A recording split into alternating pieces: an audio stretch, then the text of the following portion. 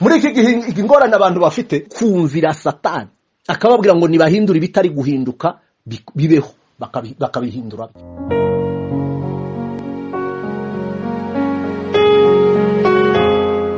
Turabashimiye muri uyu mwanya mwiza tugiye kuganiramo ijambo ry'Imana. Ugiye kubaha ijambo ry'Imana umushumba w'itorero ry'akarere rya Nyanza, Pasteur Gabriel. Rero abari kumwe natwe tubahaye ikaze kugira ngo muri uyu mwanya ukungana kose tuwusangiremo iri jambo ry'Imana. Turasoma mu butumwa bwiza uko bwanditswe na Luka, ni ibice 3:21. Ijambo ry'Imana riratubwira ngo nuko abantu bose babatijwe na Yesu amaze kubatizwa, agisenga ijuru rirakinguka, umwuka wera aramumanukira afite ishusho y'umubiri usa n'inuma. Ijwi rivugira mu ijuru riti, ni wowe mwana wanjye nkunda nkakwishimira. Amen. Twongereho mu butumwa bwiza uko bwanditswe na Yohana, igice cya mbere n'umurongo wa 32. Bibiliya iragira iti, kandi Yohana arahamya ati, nabonye umwuka amanuka ava mu ijuru asa n'inuma atinda kuri we.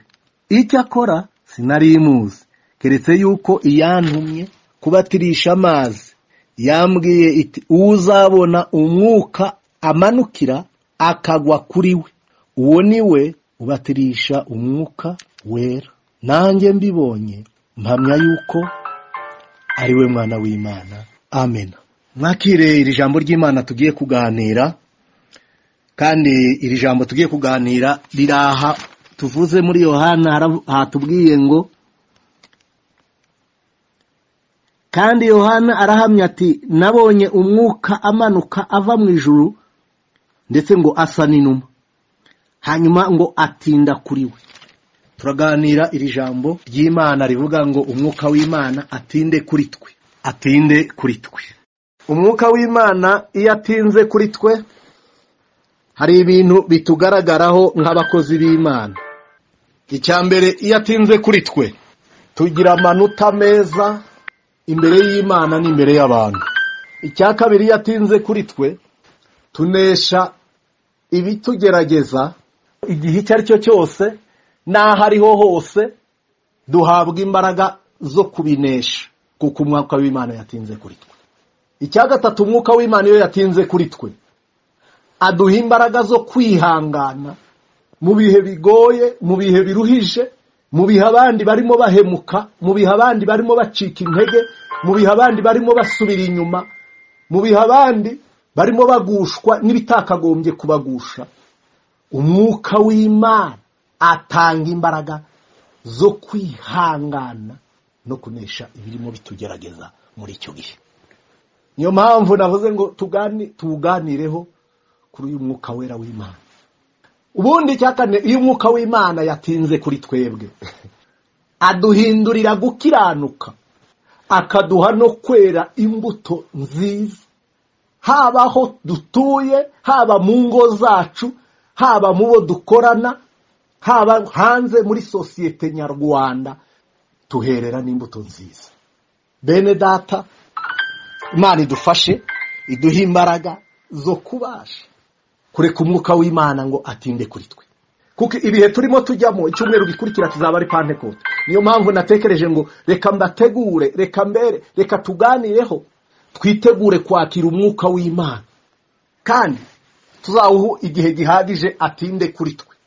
Bibiliya iratubwiye ngo abantu barabatizwa ari benshi, na Yesu araza nawe ngo arabatizwa.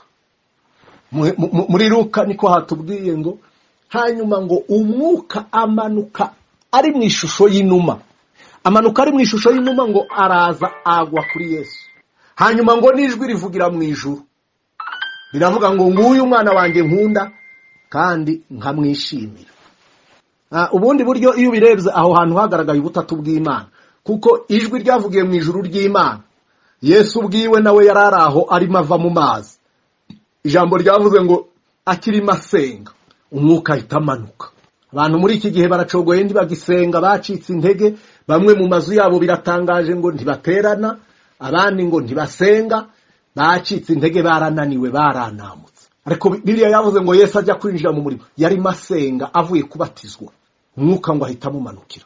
Hanyuma rero na Yesu ubwiwe yari aho, ubutatu bw'Imana bwahise buhaboneka, umwuka wari mu ishusho y'inuma, na Yesu ubwe ari aho, n'ijwi rivugira mu ijuru riravuga ngo nguyu umwana wanjye nkunda, riramuhamya kugira ngo atangire umurimo.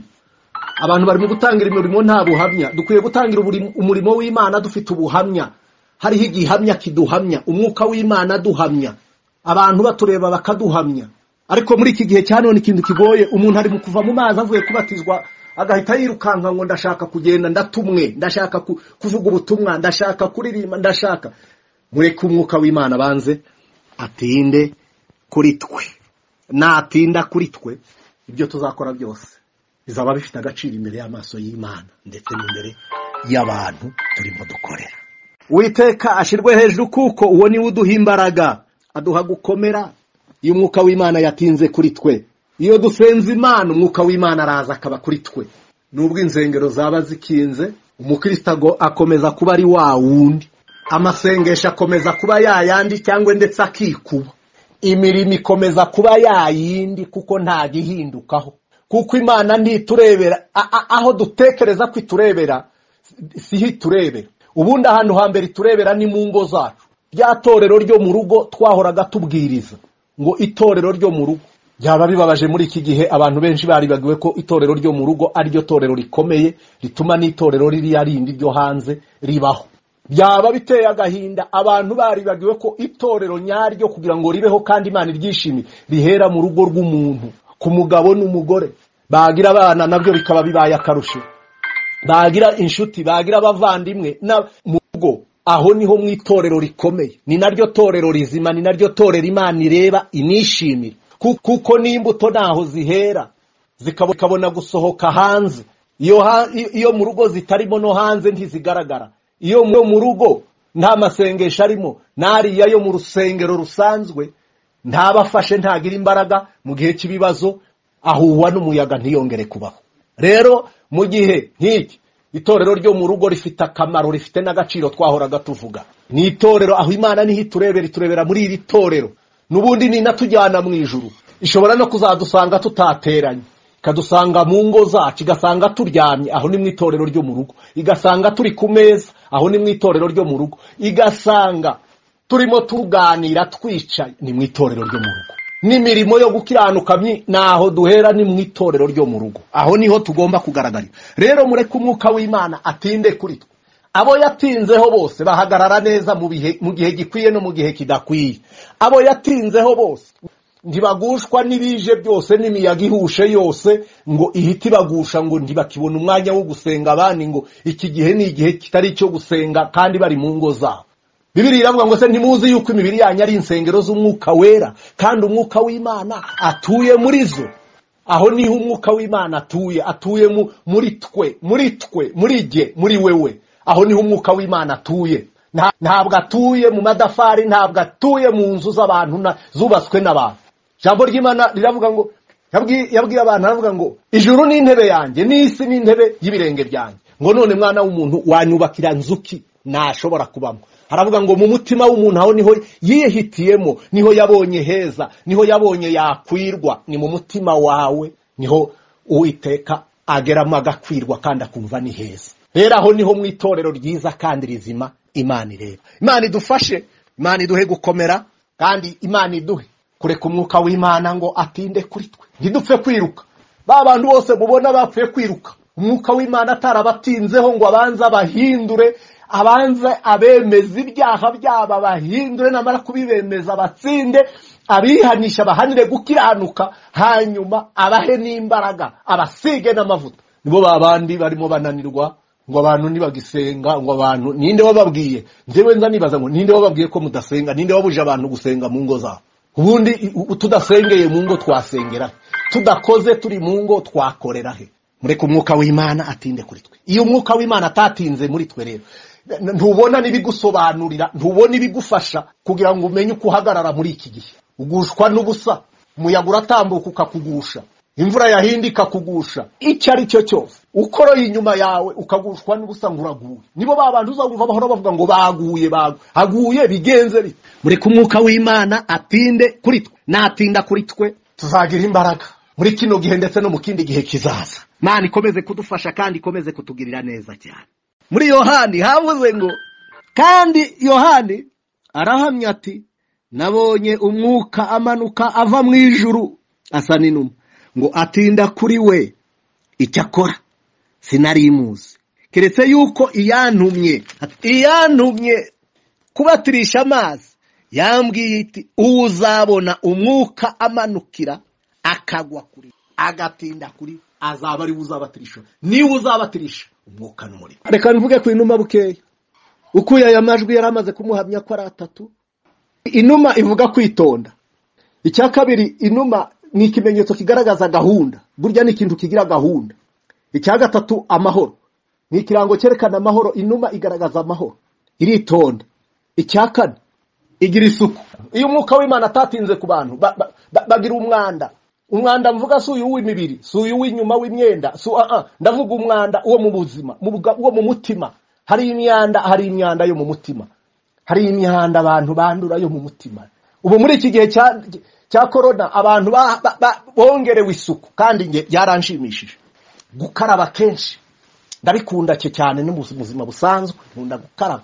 Iyo umuntu akaravye nkabona ntakarabye neza ngo intoki zere, ndababara. Ariko noneho muri iki gihe cya corona hari gahunda ngo dukarabe. Nuva hano ugera hari ukarabe, nugera hari ukarabe, kandi bigaragara bya kweri bitari byo kwisondeka. Mu yandi magambo, isuku reka tuyivuge isuku. Buriya isuku ni nziza. No mu buryo bw'umwuka isuku ni nziza. Tugomba kugira isuku mu mwuka wa, mu buzima bwacu no mu mwuka. Tukagira isuku. Mu byo tuvuga tukagira isuku, mu byo dukora tukagira isuku, mu mibande tukagira isuku, mu magambo tuvuga akaba afite isuku asukuye. Icya gatanu ni ukwirinda, kwirinda. Rero ibi bintu byose biri muri iki kimenyetso cy'iyi numa igaragaza umwuka wera wari kuri Kristo Yesu. Mureke uyu mwuka w'Imana azatinde kuri twe. Natinda kuri twe tuzamenya, tuzitonda, tuzagenda neza twitonze, tuzavuga twitonze, tuzavuga ibifite agaciro. Natinda kuri twe tuzagira gahunda nk'abana b'Imana. Ntabwo tuzahubuka, ntabwo tuzagushwa n'ubusa. Natinda kuri twe tuzaba abanyamahoro. Nta makimbirane n'umuryane mu ngo z'abantu. Ubu mu ngo z'abantu abenshi byari byarabagoye igihe guma mu rugo yari igihari. Byarabagoye. Ahubwo bararambiwe cyane. Bararambiwe.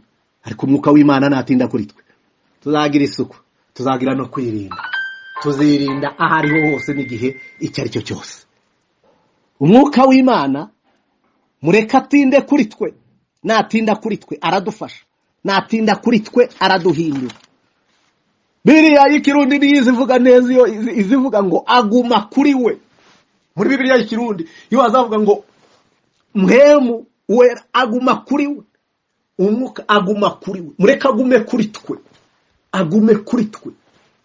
Naguma kuri twe tuzakorera Imana mu gihe gikwiye no mu gihe kidakwiye.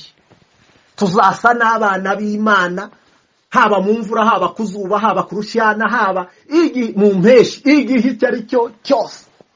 Ariko iyo umwuka w'Imana atatinze ku bantu bagaragara hakiri kare. Niyo mpamvu muzabibona muri ibi bihe turimo, niho bizagaragarira abo umwuka w'Imana atinda kuri. Arimo amubwira ubutumwa, mureke umwuka w'Imana atinde kuri twe. Iyo atinze kuri twe aduha imbaraga zo kunesha. Bibiliya ijambo ry'Imana riratubwira mu gitabo cya Luka ibice 4:1 ngo Yesu arangije yahise ayoborwa n'umwuka w'Imana ngo ajya mu butayu. Ageze mu butayu, burya umwuka w'Imana iyo ari kuri twe, yatinze kuri twe, aduha imbaraga zo kunyura mu butayu kandi tukahanyura neza. Aduha imbaraga zo gutsinda ibigeragezo navuze hariya, navuzeho bike cyane. Iyo duhuye nabyo, kuko Yesu yahise ahura nabyo. Ntabwo umwuka duhabwa ari umwuka w'ubwoba nk'uwo abantu barimo kugendana muri iki gihe cya none. Ugasanga abantu bahawe umwuka w'ubwoba ngo muri iki gihe ngo ibi bihe ngo ibi bimeze bite. Ni igiki? Ibihe bihe bimeze bite? Ntabwo tugaragarira mu bihe byiza. Imana ntiturebera mu bihe byiza. Imana iduhera amanota mu bihe bigoye, Imana iduhera amanota mu byo twanesheje. N'ubundi n'abasiganwa watsinze abandi ni ugororerwa. Ubu rero mu mukino mutoya turimo nk'abana b'Imana, aha niho Imana iturebera, aha niho Imana iturebera uko turimo tugenda. Yesu ngo umwuka w'Imana muyobora mu butayu, ahura n'ibigeragezo byinshi ariko bitatu nibyo Bibiliya itwereka. Ikintu cya mbere yahuye nacyo ni ikimugerageza kunda, icya kabiri yahuye nacyo ni icy'ubwibone, icya gatatu ni icy'icyubahiro.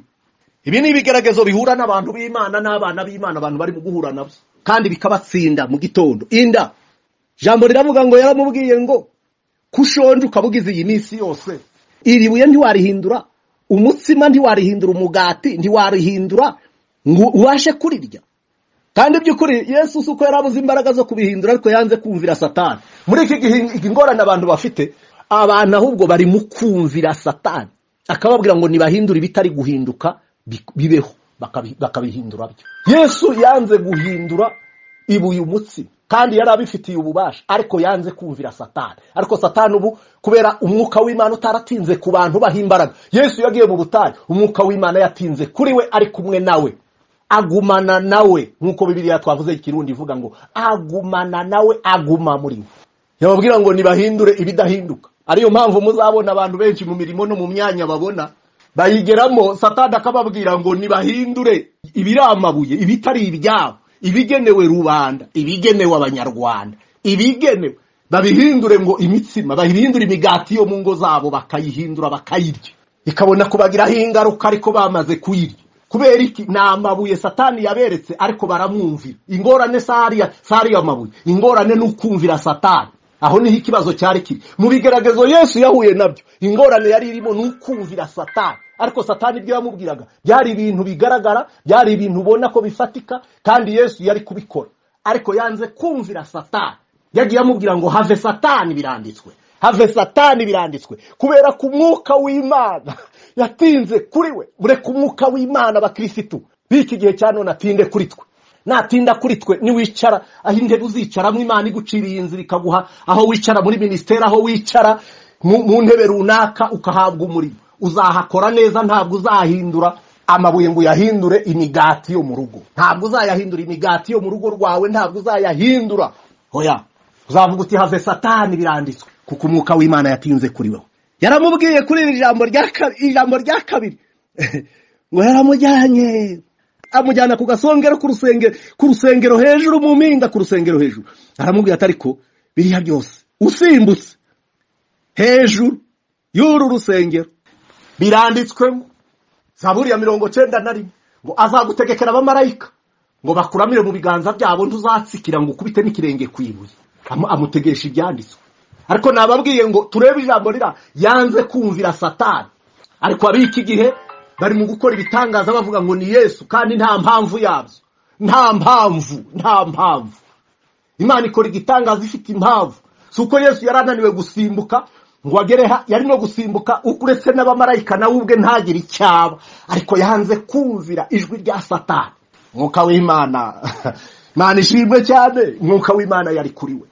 Mureka atinde, babyeyi, bagore, bagabo, rubyiruko rw'abakobwa n'abahungu barimo bapfapfana muri iki gihe, mureka umwuka w'Imana atinde kuri mwe. Natinda kuri mwe ntimuzapfapfana, ntabwo muzapfapfana muri ibi bya none, ntabwo muzapfapfana. Ntabwo yamwemereye. Icya gatatu ngo ni icyubahiro, ahamujyana mu mpinga z'umusozi. Mwari muzi ko Satani azamura abantu, akabazamura akabereka, akavuga ngo ibi byose ni ibyanjye, ibi byose. Niyo mpamvu abantu birukanka ku bintu ngo Imana igenda ibaha amasezerano y'ibintu, aho kubaha isezerano ryo kubarindira mu mbaraga z'ijambo ryayo. Biteye agahinda cyane. Ibi tubisangiye n'isi bibifite, abatizera n'ababyibye n'abaju barabibona. Niyo mpamvu ijambo rivuga ngo nimushaka ubwami bw'Imana no gukiranuka kwabwo, ibindi byose muzabyongererwa. Ibindi byose biza bikurikiye, biradukurikira abakristo, biradukurikira bene data, nshuti z'umusaraba, ibindi biradukurikira. Mureke tuje tubanza dushaka ubwami bw'Imana no gukiranuka kwabo, kandi tubishaka kubera ko umwuka w'Imana ari kuri twe. Yesu yavuye mu butayu ibigeragezo byose abinesheje kubera ku mwuka w'Imana yabanje gutinda kuri we, ngo akapoloza mu Giswahili kwavuga juu yake, akakaa juu yake. Mureke umwuka w'Imana aze kuri twe, atinde ku rugo rwawe, atinde mu bana bawe, atinde ku mugore wawe, atinde ku mugabo wawe. Azahinduka, ntazongera kuba wa wundi. Uzamubona ari mushya. Kandi n'ibigeragezo nibibatera muzabinesha rwose. Reka nsoze mbabwira ngo bene data, imbaraga z'Imana no kugira neza kw'Imana bibane namwe kandi bibafashe, bidukomeze twese tubashe guhagarara neza. Ibi ni ibihe byo guhagarara neza, ibi ni ibihe byo kwitwara neza nk'abana b'Imana.